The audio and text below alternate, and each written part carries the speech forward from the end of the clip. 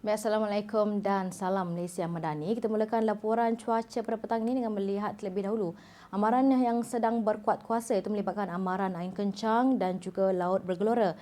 Kategori pertama melibatkan kawasan perairan Phuket dan juga Selat Melaka Utara dengan kelajuan angin yang kini boleh mencapai sehingga 50 km per jam dan juga ketinggian ombak yang boleh mencecah sehingga 3.5 meter.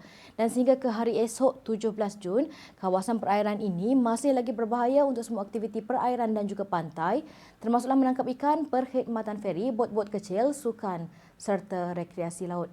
Baik, seterusnya untuk melihat keadaan cuaca semasa, kita beralih ke paparan imej satelit yang terkini, mana diperhatikan masih lagi terdapat kelompok awan di sekitar bahagian selatan negeri Sarawak dengan kelompok awan yang lebih aktif ketika ini dilihat terbentuk di sekitar bahagian utara Sarawak serta melibatkan bahagian pedalaman, pantai barat Kudat dan juga Tawau negeri Sabah, juga di kawasan utara dan juga timur Semenanjung, Negeri Sembilan, Melaka dan juga Johor yang menunjukkan gambaran keadaan cuaca lebih lembap di kawasan yang terbabit. Menerusi paparan imej kemeradar yang terkini juga diperhatikan keadaan hujan masih lagi sedang berlaku sejak dari awal petang tadi melibatkan negeri-negeri di sekitar bahagian utara Semenanjung dengan keadaan hujan kini sudah bergerak memasuki negeri-negeri di bahagian pantai timur Semenanjung, iaitu melibatkan negeri Kelantan, Terengganu dan juga utara negeri Pahang.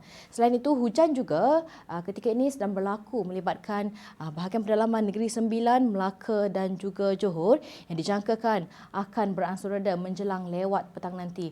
Walau bagaimanapun, keadaan cuaca lembap yang sedang berlaku di bahagian utara dan juga timur Semenanjung ini pula dijangkakan akan berlaku dalam tempoh yang lebih lama, itu sehingga ke awal malam nanti.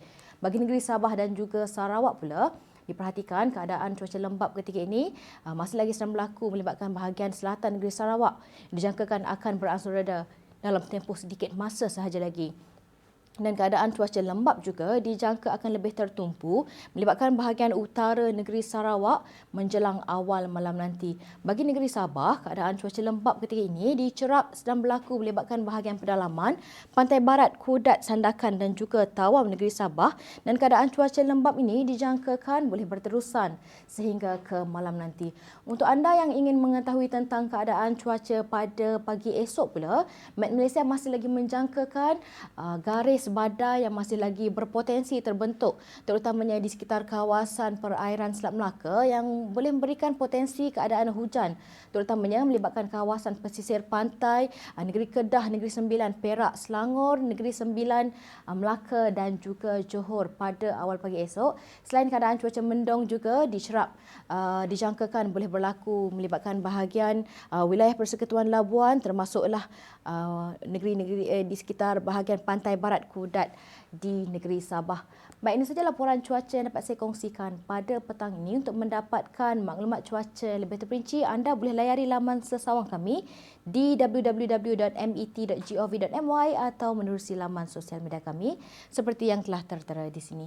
Sekian dahulu dari Jabatan Meteorologi Malaysia. Saya Atikah Marziah. Assalamualaikum dan salam sejahtera.